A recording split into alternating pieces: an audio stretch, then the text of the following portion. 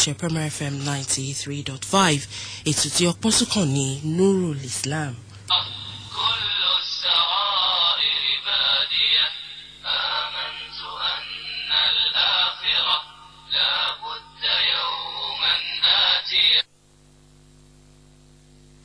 أعوذ بالله من الشيطان الرجيم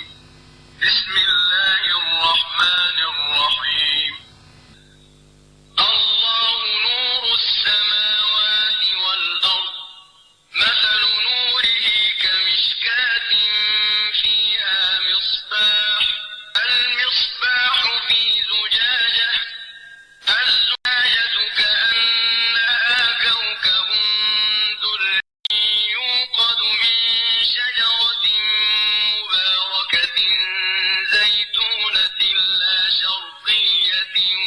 ولا غربية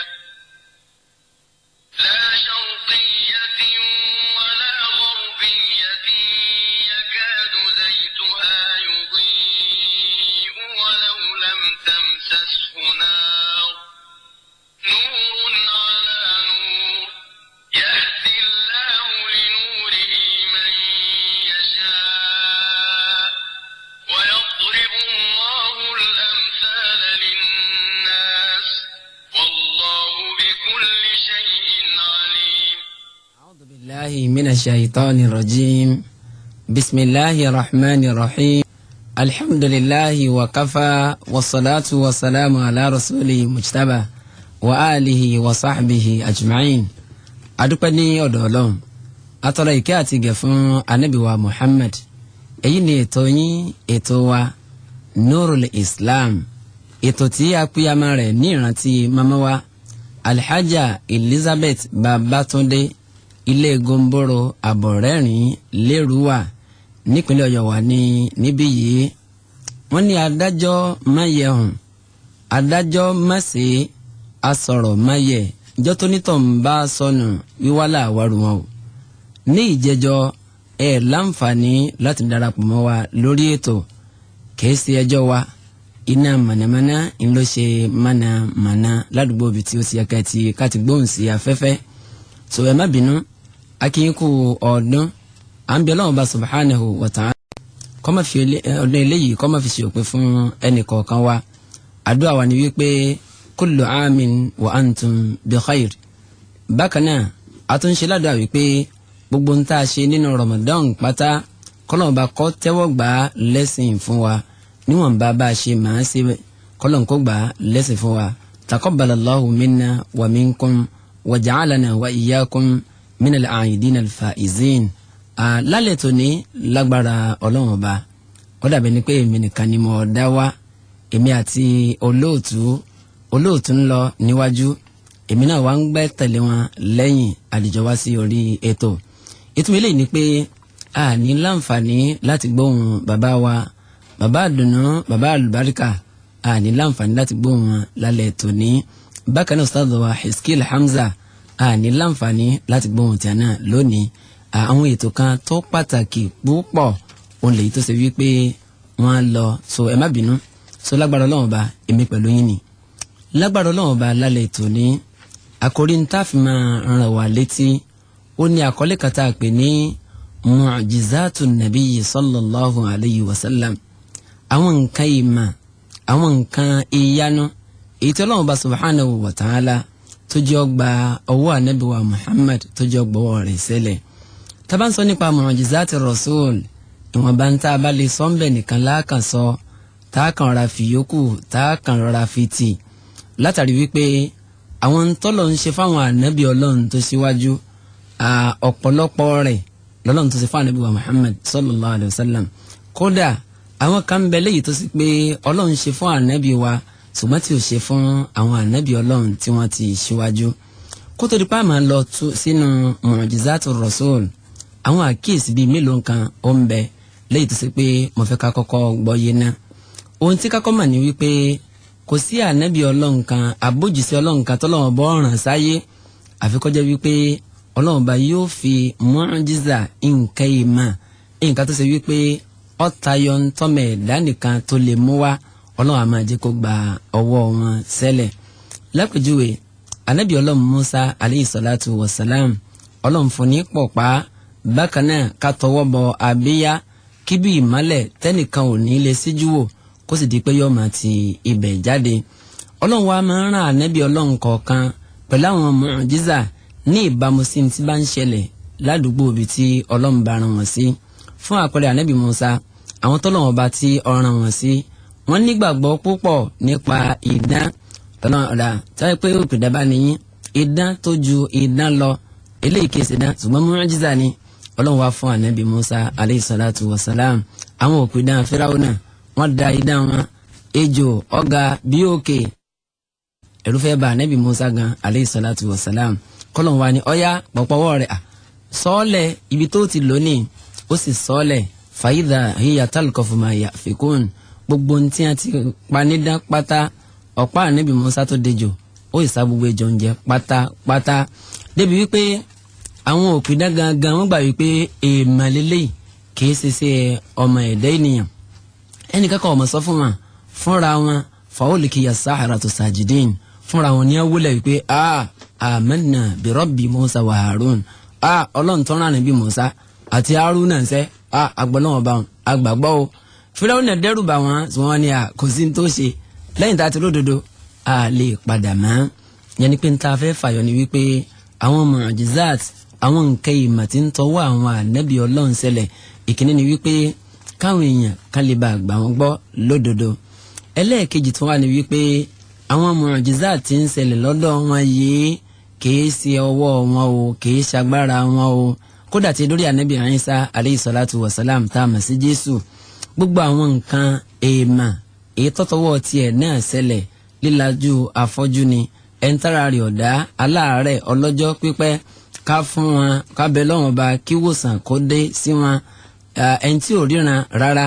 àti bẹ́ẹ̀ bẹ́ẹ̀ lọ ká fún nírò nípa tí ń bẹ nínú ilé bọ́lá ń ṣe àlàyé eléyìí nínú Suratul Nisa káwa náà ká lọ kà á ẹni tí ń sọ ni wípé ó ṣe báyìí bí ìdùnnì pẹ̀lú yọ̀ǹde ìmí ọlọ́run ni yẹn ni pé kìí ṣe páwọn ànábì ọlọ́run fúnra wọn ni à ń dá wọn itú yìí ni à ń dá pa ṣùgbọ́n ọlọ́run ọba òní ń fún ní yọ̀ǹda láti ṣe bẹ́ẹ̀. ànábì Ìsá alayhi salatu wa salam àwọn nǹkan tó ṣe lónìrànràn àtàwọn ànábì ọlọ́run yòókù náà kò sọ wọ́n di ọlọ́run o pígbà tí nǹkan ìmọ̀ tó ti àtọwọ́ wọn ṣẹlẹ̀ wọ́n ti àdọ́ ọlọ́run rárá ẹ dákun àwọn tá a bá nírú gbàgbọ́ yìí lọ́kàn ẹ dákun ẹ jẹ́ á lọ tú dànù àwọn nǹkan ìmọ̀ tó tọwọ́ Jésù ṣẹlẹ̀ tàbí tọwọ́ ànábì wa Muhammad ṣẹlẹ̀ kò sọ ẹnìkankan ní wọn di ọlọ́run ọba nìkan lọ́ba dẹ́dà ó ní al-muhyi al-mumitu ọba tí ń pani ọba tí ń jini ṣùgbọ́n àwọn okọ̀ yìí a máa lò ó fáwọn kan náà àwọn ànábì rẹ̀ irú ẹ̀ ló ṣe fún ànábì Ìsá alayhi salatu wa salam tó jí òkú dìde ṣùgbọ́n àmọ́ wa gbọ́ wìnrìn nígbà tá a bá dórí ti ànábì wa Muhammad sallallahu alayhi wa sallam. bákan náà nínú àwọn ànábì ọlọ́run tọ́lọ́run ti ṣẹlẹ̀ fún ànábì Suleiman alayhi salatu wa salam ọlọ́run fún ní atẹ́gùn kan léyìí tó ṣe wípé ìrìn tí bàálù orin láàrin oṣù kan wákàtí 12 péré òun látẹ́gùn rẹ̀ òní yóò fi rìn àwọn ọ̀rọ̀ òkè sí ìhà abẹ́hùn kódà ìtẹ̀ràn kó ń sọ ànábì ọlọ́run Suleiman ọ̀ngbọ̀ tanjanu ọ̀ngbọ̀ ọlọ́run tó ra àjànú ọ̀rọ̀ fún un sọmọ bíi eléyìí kọlà wá níta kàfẹ́ fìdí ẹ̀ múlẹ̀ ní wípé gbogbo tí ń ṣẹlẹ̀ lọ́dọ̀ àwọn ànábì ọlọ́run ọba yìí kìí sagbára wọn kìí ṣètì wọn ìyọ̀ǹda ọlọ́run ọba òní ọjẹ́ o látàrí kíni káwọn yóò lè bá a gba àwọn ànábì ọlọ́run yìí kán lè bá a gbà wọ́n gbọ́ láti pàṣẹ ìtì yẹn bá mú wá tọ́jẹ́ nǹkan ìmọ̀ tágbára ẹ̀dá kankan tí ó ká ìdí ni tí òjíṣẹ́ ọlọ́run ọba sallallahu alaihi wasallam tí fi ń sọ fún hadith wípé ọlọ́run ọba ò tí ì gbé ànábì ọlọ́run kan dìde rí kò tí ì rán òjíṣẹ́ ọlọ́run kan dìde rí àfikọ́jọ́ wípé ohun tí ó jẹ́ nǹkan ìmọ̀ léyìí tó ṣe pé tíyàn bá ti rú nǹkan ìmọ̀ èyàn ó lè tẹ̀lé èyàn ó lè gbàgbọ́ lánàbí ọlọ́run ọba a máa sọ kalẹ̀ fún ànábì ọlọ́run bẹ́ẹ̀ nínú àwọn nǹkan tó jẹ́ nǹkan mu'jizat ìmọ̀ pátápátá léyìí tó ṣe pé ọlọ́run bá ṣe fún ànábì wa Muhammad ìkíní ń bẹ tẹ́pẹ́ ngan ló tóbi jùlọ ó ní al-Qur'anil Karim kùránì alápọ̀nlé kùránì tó ṣe wípé kíkà àkàtúnkà rẹ̀ kò jí ogbó wọ́n bá tó ṣe ń kà á ẹlẹ́mi bá tó ṣe ń kà létí rẹ̀ bí ìgbà pò tiẹ̀ wá gbọ́ àyà ń rí bẹ́ẹ̀ gẹ́lẹ́ ó ní yóò ṣe rí létí yàn so mu'jiza ó ní alukurani ńlọ́jẹ́ lára mu'jiza alukurani wípé n ti ń ṣẹlẹ̀ lọ́wọ́ ètí ò tí ì ṣẹlẹ̀ ètí ó máa ṣẹlẹ̀ lọ́jọ́ iwájú alukoran ó ń fún wa nírò nípa rẹ̀. yàtọ̀ sílẹ̀ ni pé àwọn Lárúbáwá bí wọ́n ṣe dáńtọ́ tó bí wọ́n ṣe lágbèkalẹ̀ tó bí wọ́n ṣe nífàsọ́hà tó bí wọ́n ṣe mọ̀rọ̀ sọ tó Ọlọ́run ní kánàbí ó sọ fún wa wípé kí wọ́n lọ múru kùránì wá wọ́n kágara wọn ò rí mú wá ọdẹ lọ má súrà òdìdí wá wọn ò rí mú wá àyà 10 ẹ lọ mú wá wọn ò rí mú wá lọ́lọ́run fi wá ń sọ wípé wa in kuntum fi raybin mimma nazzalna ala abidina fa'tu bi suratin min mithlihi wad'u shuhada'akum min dunillah in kuntum sadiqin. Ọlọ́run ní tẹ́ bá ń ṣe méjì nípa alukoran pé sọ̀rọ̀ Ọlọ́run ni àbí ìsọ̀rọ̀ Ọlọ́run ọba abẹ́nìkan ní dictate rẹ̀ fanabi abẹ́nìkan lọ́kọ́ tó gbélé lọ́wọ́ Ọlọ́run ní rẹ̀ ànábì sọ fún wa pé ẹ lọ mú súrà kan wá tó bá ṣe déédéé irú alukoran ní àgbékalẹ̀ ní fasọ́à tí ó ní bàlágà nú tí ó ní ìjáàzù nú ìdánilágara ṣùgbọ́n àwọn Lárúbáwá wọn ò rí mú wá o challenges yìí ó sì tún bẹnu kùránì alápọ̀nlé tí ì dọ́là Ọlọ́run fẹ́ kọ́ wá kó ńlẹ̀ wípé kol lain ijtama'atil insu wal jinn alan ya'tu bimithli hadha al-Qur'an la ya'tuna bimithli walau kana ba'dum li ba'din zahira. Bí gbogbo ẹ̀dá pátápátá gbogbo èèyàn lápapọ̀ gbogbo àǹjànú lápapọ̀ àti kòfẹ́sẹ̀ nù wọn àtẹ̀ntọ́fẹ́sọ̀ nù wọn gbogbo wọn pátápátá tí wọ́n bá forí ìkókò sọ́ọ́dún lórí páwọn òmòrú kùránì mú wa Ọlọ́run ní wọn ò lè rí mú wa kódà kí apá kan kó ti apá kejì kó ti ra wọn lẹ́yìn kí wọ́n jọ kúnra wọn lọ́wọ́ lórí àti ṣe bẹ́ẹ̀ Ọlọ́run ní wọn lè ríru alukurani wọn lè rí mú wá. yẹn ni pé alukurani alápọ̀nlé mu'jiza ni èèmọ̀ ni tabani a máa sọ nípa èèmọ̀ tí ń bẹ́nu alukurani ọjọ́ kan lọ pátápátá ni lára ìmánu rẹ̀ ni wípé ìwòsàn ó ní alukurani ńlọjẹ́ wa nazzilu min alukurani ma huwa shifa. Ọlọ́run ní tó jẹ́ ìwòsàn ọkàn ìwòsàn ara Ọlọ́run ní ń bẹ nínú alukurani sọ̀rọ̀ kẹsì fún gbogbo èèyàn fẹ́ni tó bá jẹ́ onígbàgbọ́ òdodo òní ó máa jẹ́ ìwòsàn fún gbogbo àwọn ànábì Ọlọ́run pátápátá àwọn mu'jizat tọ́lọ́run bá ṣe fún wọn ó ti kú tẹ̀lé wọn ní o kẹsì pé nìkan wàá sọ fún ọ wípé ẹgbà fọjú wa ẹgbà rọ wa kíní kan ń wòsàn wàláhì lẹ́yìn ti lọ gbogbo àwọn ànábì Ọlọ́run mu'jizat wọn bí wọ́n ṣe ń lọ bẹ́ẹ̀ ní ń tẹ̀lé wọn ọwọ́ alukurani alápọ̀nlé lọ́nà ọba sẹ́kù tó jẹ́ pé mu'jiza láíláí tí ó máa bẹ lọ gbére ó ní alukurani alápọ̀nlé òun lọ́jẹ́. ìyẹn ni pé gbogbo àwọn ànábì Ọlọ́run tí wọ́n ti lọ kìí sípò àwọn tí wọ́n jẹ́ olùtẹ̀lé wọn wọ́n wá jogún àwọn nǹkan ìmọ̀ mírèkù tọ́lọ́run fún wọn wọ́n wá jogún rẹ̀ rárá kò rí bẹ́ẹ̀ o Ọlọ́run rẹ ní kọ́ yá abẹ Ọlọ́run rẹ ní kọ́ yá képe gbogbo tó ń bá ń fẹ́ lóore kọ́lọ́run ọba kó ṣe fọ́ èèyàn rẹ tára rẹ̀ ọ̀dá Ọlọ́run nìkan ni ó képe mọ́fẹ́ nìkan kan ṣe àtẹ̀gùn lọ́sọ́dọ̀ Ọlọ́run ní pàtàkì ẹni tó bá jẹ́ òkú a kì í fi ṣe àtẹ̀gùn lọ́sọ́dọ̀ Ọlọ́run ẹni tí ń sẹ̀mí lọ́wọ́ a lè tọrọ pétọ̀ ẹ dákun à ń bẹ lọ́run fún nǹkan báyìí ẹ má bá ní fi sínú àdúrà. nínú àwọn mu'jizat èyí tọ́lọ́run bá jẹ́ kọ́ gbọ́wọ́ anabiwa Muhammad sallallahu alayhi wa sallam sẹ́lẹ̀ ó ní inshiqaqul qamar yẹn ni pé òṣùpá bó ṣe tóbi tóun ó sì là sí méjì látàrí pé àwọn Quraysh wọ́n tọrọ lọ́dọ̀ Ànábì pé a lè gbọ́ àfi tí nǹkan báyìí tó bá ṣẹlẹ̀. a rí eléyìí inú hadith ètí Imam Bukhari àti Muslim tí wọ́n gbà wá àwọn míì náà tún gbà wá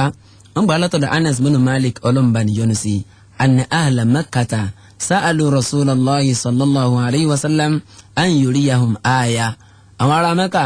wọ́n ní màmá a lè gbọ́ àfi tó o bá lè fi nǹkan àmì kan tí ó jẹ́ nǹkan ìmọ̀ ńlá kan tó o bá lè fi hàn wá ìgbà náà láàtò gbà ó gbọ́ pé òjíṣẹ́ lọ́wọ́ bá ńlò ṣe ń tòótọ́ fa arahumul qamara lànà ìbá bẹ lọ́wọ́ bá pétọ́ òṣùpá tí ń bẹ lókè Ọlọ́run wájú ó pín méjì òṣùpá sì pín méjì léyìí tó ṣe pé ojú ti hàn gangan wọ́n tó ṣẹ́jú wọn báyìí òun lélẹ́yìí ńlọ ṣe. afáwa Khatabi kọ́lọ̀nkọ́ba ní kẹwọn wọ́n ní òṣùpá ètọ́là méjì lọ́gbọ́ọ́gbà yìí ayatun adhimatun la yakadu ya'diluha shay'un min ayatil anbiya. wọ́n ní òṣùpá ètọ́là méjì lójú àwọn Quraysh lójú àwọn ọ̀ṣẹ́bọ tí wọ́n sì rí nǹkan àmì ńlá ni o lẹ́yìn tó ṣe wípé kò sí àmì kankan tọ́lọ́ ń ṣe fáwọn ànábì Ọlọ́run tá a lè fi kẹ́gbẹ́ rẹ̀ látàrí wípé àfáà tó wá sọ̀rọ̀ síwájú ṣùgbọ́n ibi tí mo fẹ́ lò ń bẹ̀ ni wípé falaysa mimma yutma'u fil wusuli ilayhi bihayla. òṣùpá ó kò ní tí yàn máa dètè tí yàn máa dọ́gbọ́n wípé tàbá dọ́gbọ́n báyìí sí báyìí yóò tẹ̀ kò ṣeé ṣe ní falidhalika sara al-burhan bihi adhar. ìdí nìtọ́ fi jẹ́ wípé inshiqaqul qamar ó jẹ́ ẹ̀rí ńlá léyìí tí ń tọ́ka sí wípé àníṣe Ànábì wa Muhammad ẹrú sí Ọlọ́run ọba ni òjíṣẹ́ Ọlọ́run ọba sì ni tààràtààrà. Àfáà Ibn Hajar kọ́lọ́nkọ́ba ní kẹ́wọn àwọn náà tún lọ́rọ̀ tí a sọ lórí eléyìí ṣùgbọ́n nítorí àsìkò tó ń ti bá wọn ọ̀ṣẹ́ bọ bí a ṣe á rí òṣùpá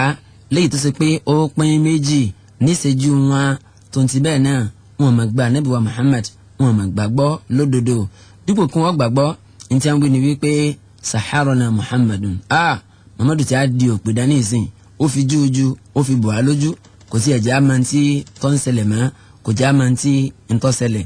tó apá kan náà wọ́n sọ wípé tọ́ ọ̀dà làyín kana saharana ma yastati' an yasahara an-nasa kullahum kápá Ànábì fi jújú bọ̀ á lójú kò lè fi gbogbo èèyàn yòókù náà kò lè fi bọ̀ wọ́n lójú fasalu man qadima alayhim minal musafirin ṣùgbọ́n tó wá sí wọ́n lè mà ní wípé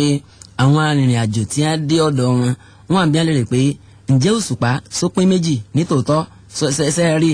àwọn sì ń fún wa nílò pé bẹ́ẹ̀ ni irú ń tẹ rí àwa náà rí ó tiẹ̀ ṣe wá ní èèmà fa'alimu sihhata dhalika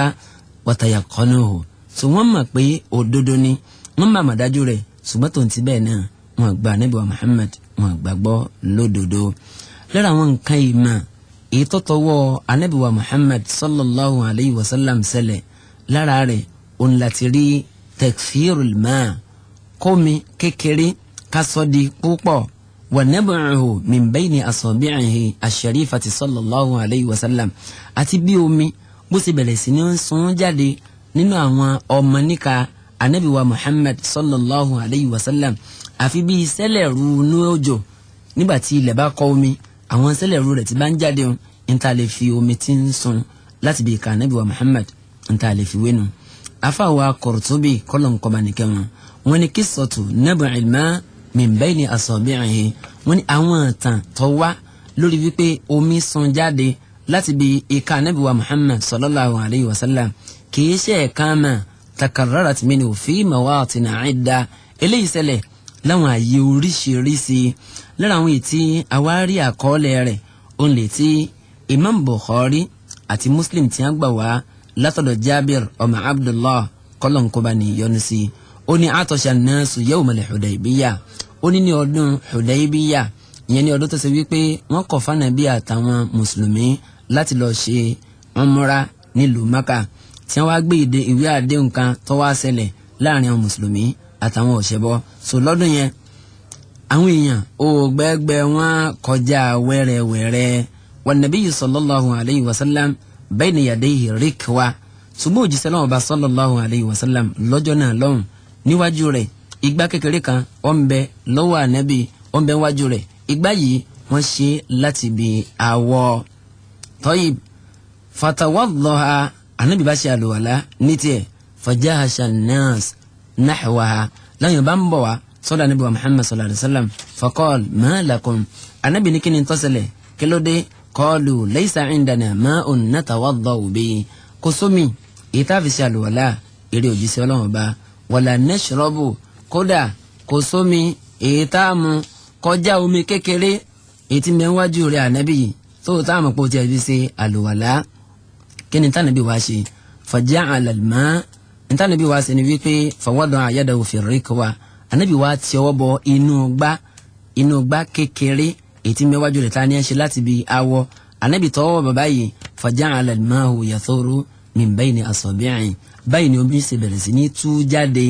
láti bí ọmọ níka Ànábì wa Muhammad sallallahu alayhi wa sallam márààrún kódà sàbítọ́gba àdìfẹ́ wa ó ní ka amthalil uyun omi yìí wá ń jáde àfi bí sẹ́lẹ̀ ru ní òjò bẹ́ẹ̀ ni ó sì ń tú jáde fasharibna ọ̀là wa mú mi lọ́dún tá a wí yìí watawadda'na kódà àtúnṣe àlùwàlá ẹn tó wá gbọ́ àdìfẹ́ yìí lẹ́nu ẹn tó gbà wá olùwà ni qultu kam kuntum mélòó ni yín lọ́jọ́ náà lọ́hùn ìdáhùn wa ni pé law kunna mi'ata alfin lakafana tẹ́pà bá jẹ́ 100,000 ni omi yìí kìbá tó wá mu sùmọ́ lọ́dún tá a wí kunna 15 1,500 ńlá jẹ́ lọ́jọ́ tá a wí yẹn ni wípé láti bí ká Ànábì wa Muhammad sallallahu alayhi wa sallam ẹ wo mu'jiza ẹ wo nǹkan ìmọ̀ omi bẹ̀rẹ̀ sí ní sun jáde lómi tó ṣe pé àwọn èèyàn sàlùwàlá nínú rẹ̀ kí sí pé wọ́n fi ń ra wọ́n ṣe àlùwàlá tààràtààrà ni wọ́n tún wá mú àmúyó láti bí kíni láti bí ìka anabi wa Muhammad sallallahu alayhi wa sallam. tó ọ̀rọ̀ pọ̀ níbi eléyìn ẹ jẹ́ ká ara fi eléyìn lẹ́nà ká tún lọ síbi omi nínú àwọn nǹkan ìmọ̀ èyí tó tọwọ́ anabi wa Muhammad sallallahu alayhi wa sallam ṣẹlẹ̀ ó ní pé takfiru ta'ami wa sharab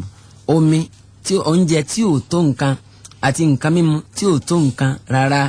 pẹ̀lú bíbẹ̀ lọ́n tọ́lá níbi wa tọ́ bẹ ọlọ́run sì sọ oúnjẹ yìí ó sọ di ohun tí ó pọ̀ nínú àwọn hadith tó wá lórí eléyìí nínú àwọn àkọọ́lẹ̀ tá a rí lórí eléyìí ó ní ìtàn Abu Taliha bó ṣe gba anabi wa Muhammad sallallahu alayhi wa sallam bó ṣe gbà á lálejò kọlọmba yìí ni ó sànàbí kọlọmba ní kí anabi kọba ní yọ́nú sí àwọn sàábé hadithi yìí Anas lọgbà wá kọlọmkọba ní yọ́nú sí wọn ní Abu Taliha wọn sọ fún ìyàwó rẹ̀ Sulaim wípé ìrẹ̀ Sulaim qad sami'tu sawta rasulillahi sallallahu alayhi wa sallam da'ifa mo ṣàkíyèsí wípé ohun anabi ọlẹ̀ kọjá wẹ́rẹ́wẹ́rẹ́ wa'arifu fihi al-ju' níbi ohun mo ti à ń gbòòrùn pé ebi ń pa anabi sallallahu alayhi wa sallam tó bá rí bẹ́ẹ̀ ìjọ olóúnjẹ ńlẹ̀ lè ta lè jẹ Sulaim ní oúnjẹ tí ń bẹ kọ̀ọ̀kan tó nǹkan ni bíi jẹ́rú bí ọkà bàbà bíi mélòó kan òun náà ní bẹ́ẹ̀ nulẹ̀ sùmọ́tà bá lọ tí ó bá ti ju ànábì àti èèyàn bíi ẹyọ kan tí ó bá ti ju bẹ́ẹ̀ lọ yóò tó wọn láti jẹ kí n sá máa fa ọ̀rọ̀ gùn torí àsìkò tí yóò tó òjíṣẹ́ lọ́wọ́ bá sallallahu alaihi wasallam Abu Taliha ó wá rán náà sí ànábì sallallahu alaihi wasallam pẹ̀tọ̀ eré òjíṣẹ́ lọ́wọ́ bá máa bọ̀ ṣùgbọ́n wọ̀ nìkan ni kọ́ wá o oúnjẹ pẹ́sẹ́pẹ́sẹ́ kan bẹ lẹ́yìn tó ṣe pé ó lè jẹ ṣùgbọ́n ànábì ṣe gbọ́ bá wọn ànábì wa pariwo fáwọn sàbí pẹ̀tọ̀ ẹ máa bọ̀ oúnjẹ ń bẹ lọ́dọ̀ Abu Taliha bá ànábì ṣe yọ lẹ́yìn tí Sulaim torí pé ànábì màrí ohun táwọn sàbí tí wọ́n pọ̀ tó báyìí Abu Sulaim sọ fẹ́ lójú tì mí ni lọ́dọ̀ ànábì sallallahu alaihi wasallam ọmọ rí oúnjẹ tá a nílé àwọn yẹn bí 100 ni a máa ń bọ̀ lẹ́yìn ànábì yìí sallallahu alaihi wasallam ṣùgbọ́n tó ń ti bẹ́ẹ̀ náà ànábì bẹ́ẹ̀ lọ́wọ́ bá sí oúnjẹ tá a wí ó ní káwọn sàbí ká máa wọlé ní mẹ́wàá fa akalu hatta shabi'un gbogbo wọn pátápátá òní àjẹ tí a yó nígbà táwọn mẹ́wàá eléyàn tí a jẹ tán àwọn míì náà wọ́n tún wọlé wọ́n tún jẹ àjẹyó bákan náà tí èdè pé gbogbo wọn pátápátá òní oúnjẹ yìí òní ọ̀kárí hatta akala al-qawmu kulluhum wa shabi'un gbogbo wọn pátápátá ni a jẹ tí a máa yó lọ́jọ́ tá a wí kódà òǹkà wọn níjọ́ náà wal qawmu 70 rajulan aw 80 bóyá 70 àbí 80 òní wọ́n jẹ́ lọ́jọ́ tí àwí yìí àwọn ẹ̀rí mi náà tún ń bẹ lórí ìsọ oúnjẹ tí ò tó nǹkan lórí sísọ di púpọ̀ ṣùgbọ́n ẹja ara fi máa báwọn torí àsìkò léyìí tí ò tó nǹkan ẹ wá rí nǹkan mímu bíi wàrà kásọ náà di ohun tó pọ̀ á rí léyìí nínú hadith etí Abu Hurairah kọlọmba níyọnu sí etí ọgbà wá wọn ní Abu Hurairah kọlọmkọba níyọnu sí ó lóun fi Ọlọ́run bá búra wípé ibi a máa pa ń kọjá wẹ́rẹ́wẹ́rẹ́ débi pé wọ́n máa gbo ikùn mọ́lẹ̀ báyìí látàrí ebi. wa in kuntu la ashuddu al-hajara ala batni min al-ju'. kódà ìgbà mi bẹ tó ṣe pé òkúta lòun ó so mọ́nú báyìí látàrí wípé ebi tó burúkú ó ti ń pa òun. so lórí ìṣesí bóun ti ń ṣe bẹ́ẹ̀ níjọ́ kan Abubakar wá kọjá wọn wá nítọ̀ eré Abubakar wọ́n fẹ́ bí ọ lérè nípa àyà kan nínú Kùránì ma sa'altuhu illa liyushbi'ani lè kọ́ sáyà kankan tó rún lójú tí màtúmá rẹ̀ ṣùgbọ́n ká Abubakar ń gbọ́ bá ń gbọ́ mo ṣe ń sọ̀rọ̀ mo ṣe ń béèrè bí a yóò ṣàkíyèsí pé ebi ń pa mí yóò fún lóúnjẹ ṣùgbọ́n Abubakar kò ṣàkíyèsí rẹ̀ Umaru náà kọjá kò lákíyèsí hàn ṣùgbọ́n Ànábì sallallahu alaihi wasallam bá Ànábì ṣe rẹ̀ hàn mí ni àbáyọ̀rò ebi ti dé ebi ti ń pọ̀ ká má pa ká má wọ̀ ọ́ sàn ní kí Abu Hurairah kọ́ tẹ̀lé nǹkan lọ sí inú ilé nígbà dénú ilé Ànábì ń tọ̀ àlejò ń bẹ lọ́dọ̀ mi sí kọ́ wọlé wọn ni ọ wọlé ìgbà tí wọn wọlé tán Ànábì rí wàrà kan ta ló ní wọn lẹ́nìkan bóyá ọkùnrin àbóbìnrin ń lọ fi ránṣẹ́ sí ìrìn Ànábì sallallahu alaihi wasallam Ànábì anítọ̀ Abu Hurairah oúnjẹ ti dé ntàmù ó ti wà wá lọ sọ́dọ̀ àwọn alùsùfà lọ ké sí wa Abu Hurairah ń pẹ́ alùsùfà bó wà ní èmi tẹ́bi ń pa wàrà ẹ̀gẹ́ ojú tí tèmi nìkan ti mú lọ ẹ̀sàjẹ́ àgé pété àwọn alùsùfà wọn wá nígbà wa Ànábì ọbẹ̀ látòrí Abu Hurairah ó ní kó máa fún àwọn alùsùfà yẹn ní wàrà mu nígbà ọgbọ́n tí a mú tí a yó tán ọwọ́ kù Abu Hurairah Ànábì ní ó yá wọn náà wàá máa mú ó sì mú kọ́ọ̀pù ife kan péré ni o tí òjò ń tàwa nìkan tá a dààmú ní tì lọ ó ní wàrà yìí o gbogbo wọn pátápátá ò ní àmú nígbà Abu Hurairah mu Ànábì ní yá tó mu sí tó mo sí ó ní ìrẹ́ òjíṣẹ́ Ọlọ́run Ọba kò síbi tí ń dì sí má ó ti tó gẹ́ báyìí ìrẹ́ òjíṣẹ́ Ọlọ́run Ọba sallallahu alaihi wasallam yẹn ni pé lára àwọn nǹkan yìí máa èyí tọ́tọ́ wà Ànábì wa Muhammad sallallahu alaihi wasallam ṣẹlẹ̀ òǹlẹ̀lẹ́yìn nínú ẹ̀ náà tún ni wípé àwọn ẹranko ràkúnmí àti bẹ́ẹ̀ bẹ́ẹ̀ lọ gbogbo wọn ní àmà foríbalẹ̀ fún Ànábì wa Muhammad sallallahu alaihi wasallam kódà àríyè tó ké gbàjarè wá bá Ànábì sallallahu alaihi wasallam pé ọ̀gá àwọn òun fìyà jẹun kì í máa fún ní oúnjẹ wọ́n gbà dífì wá látọ̀dọ̀ Anas bin Malik ọlọ́mùbá ni yọ́nú sí ọ láwọn èèyàn kan nílùú Madina wọ́n ní ràkúnmí kan ràkúnmí táwí wọn a máa fi ṣe iṣẹ́ ṣùgbọ́n lójijì wọ́n á rí wípé ràkúnmí àwọn fẹ́ gorí rẹ̀ kò gbà kí wọ́n gorí òun wọ́n fẹ́ gbẹ́rù lé lórí kò gbà kí wọ́n gbẹ́rù lé lórí wọ́n bá lọ bá Ànábì pétọ́ yóò di òjíṣẹ́ lọ́wọ́ bá àmọ́ ní ràkúnmí kan báyìí ní ń tọ́sẹ̀lẹ̀ Ànábì nítọ̀ ọyẹ ǹso ẹ̀yin sàbẹ́ nígbà tí wọ́n débẹ̀ wọ́n ní Ànábì mọ́sùnmá o ìdínáwó kọ́lé sọ́ra mithla al-kalb ó ti di ajá àdìgbòlógí o mọ́sùnmá o Ànábì sọ̀rọ̀ à ń tọ́ ràkúnmí ń bọ̀ Ànábì ń tọ́ bọ̀ níta Ànábì sọ fún wọn ni pé laysa alayya minhu ba'sun nípa tèmi àti aburú kakọ̀ lè ṣẹlẹ̀ sí mi láti bí ràkúnmí yìí falamma nadara al-jamal ila rasul ìgbà tí ràkúnmí tó wá rí Ànábì pé kí ló ṣe akbala nahwahu ó ń bọ̀ wá ó ń tọ́ Ànábì bọ̀ ni hatta kharra sajida tí èdè pé ràkúnmí yìí ó wólẹ̀ ó forí balẹ̀ fún Ànábì wa Muhammad sallallahu alayhi wa sallam ìtàngùn díẹ̀ ẹja ràfimá báwọn nínú ẹ̀ náà tún ni wípé òjíṣẹ́ Ọlọ́run Ọba sallallahu alayhi wa sallam Ànábì lọ sínú ọgbà kan ní àárín Madina ó wá rí ràkúnmí kan nínú ọgbà yìí ràkúnmí yìí bó ṣe rí Ànábì ló wá bẹ̀rẹ̀ sí ní sunkún ọmọ bẹ̀rẹ̀ sí ní sunkún Ànábì wá súnmọ́ Ànábì wọ́ mára ó wá ń sọ̀rọ̀ sànàbì ní ti ń sọ fànàbì ni wípé ọ̀gá tó ni mí ìkà máa ń fi mí ṣiṣẹ́ ni kì í fún mi lóúnjẹ iṣẹ́ àṣekú lógbó ní ń fi mí ṣe tonti bẹ́ẹ̀ náà kò fún mi ní oúnjẹ Ànábì wá nítọ̀ tálẹ́ńtò ní ràkúnmí yìí sẹ́ńpá àwọn èèyàn ò lè gbọ́ wọ́n wá ní arákùnrin kan ní nínú àwọn ansor ńgbà tí arákùnrin dé Ànábì wá ní ittaqillaha fi hadhihi al-bahima ó sì bẹ̀rù Ọlọ́run lára àwọn dábàá yìí lára àwọn ràkúnmí yìí allati mallakaka Allah ètò sì pé Ọlọ́run bá ló jogún rẹ̀ fọ́ innahu tashku ilayya ní ti ń sọ fún mi ni pé annaka tuji'uhu wa tud'ibuhu Ọlọ́run máa ń fi bí pàun tonti bẹ́ẹ̀ náà oúnjẹ tí ò tó nǹkan ló wá máa ń fún oúnjẹ lára ẹ̀ náà bákan náà kó tó di pa mẹ́nu dákẹ́ ikhbaru dhi'bi bi nubuwwatihi ìkókò kan níjọ́ kan ó ń fún bàbá àgbẹ̀ kan nírò nípa pé Ànábì wa Muhammad Ànábì Ọlọ́run bá ní ṣe ẹrú Ọlọ́run bá ní ṣe òjíṣẹ́ Ọlọ́run bá sí ni báwo ló ṣe jẹ́ nínú hadith ètí Abu Sa'id al-Khudri tí ó gbà wá ó ń sọ bẹ̀ wípé adda dhi'bu ala sha ó ní ìkókò kan ọbọ sínú agbo ewúrẹ́ ẹran tí bàbá àgbẹ̀ kan ti ń dà lọ níjọ́ kan ló bá fa akhadha ní ìkókò yìí ló bá gbé ẹran kan ní àwọn ẹran tí bàbá yìí ti ń dà lọ bàbá ọlọ́dẹ bàbá ti ń da ẹran lábẹ̀rẹ̀ sí ní gbà ló bá gbà tí ìkókò yìí ọgbà tí fantazaha minhu tí èdè kò ń gba ẹran ọ̀hún lẹ́nu rẹ̀ nígbà ọgbà tán nítorí wá sí ń lé mà ní wípé ìkókò yìí ó wá lé fòrò kọ́kọ́kọ́ fakọ́l ó wá ń sọ fún bàbá tí ń dẹran yìí pé Allah tattaqillah ó sì bẹ̀rù Ọlọ́run Ọba Allah tattaqillah tanzi'u minni rizqan oúnjẹ tó sì pọ̀ Ọlọ́run Ọba ń ló pèsè rẹ̀ fún mi ó sì gbà lọ́wọ́ mi bàbá àgbẹ̀ bá ní ya ajabi èèmà ìkókò ń sọ̀rọ̀ ìkókò ní kí ló tí ì gbọ́ ó ní arákùnrin kan bẹ láàrin yín Muhammadun sallallahu alayhi wa sallam yóò máa fún yín ní rò ó nípa Ọlọ́run Ọba subhanahu wa ta'ala òjíṣẹ́ Ọlọ́run Ọba ni ó yà tètè kó rí wípé ọgbàgbọ́ mélòó la fẹ́ sọ nínú àwọn mu'jizat èyí tó wà níbi wa Muhammad sallallahu alayhi wa sallam tó ti tọwọ́ rẹ̀ ṣẹlẹ̀ ṣùgbọ́n látàrí àwọn ìbéèrè kan àbómi tá a bá ní bẹ́ẹ̀ Ọlọ́run Ọba yóò fa láǹfààní láti tún máa bá eléyìí lọ níjọ́ mi ẹ pè wá sórí 080-826-31031 080-826-31031 tàbí 080-534-58172 bí yóò ṣe máa lọ́sẹ̀ yìí náà ẹni tí ń gbé òkè gbélẹ̀ tẹ́ fi láǹfààní láti gbọ́ ànílé kétékété oní Chinelo Obidike olóńgbé òkè tó ń gbélẹ̀ tẹ́ fi láǹfààní láti gbọ́ wa olóòtú ètò àwọn ni Alhaji Toyir Abolade Al-Imam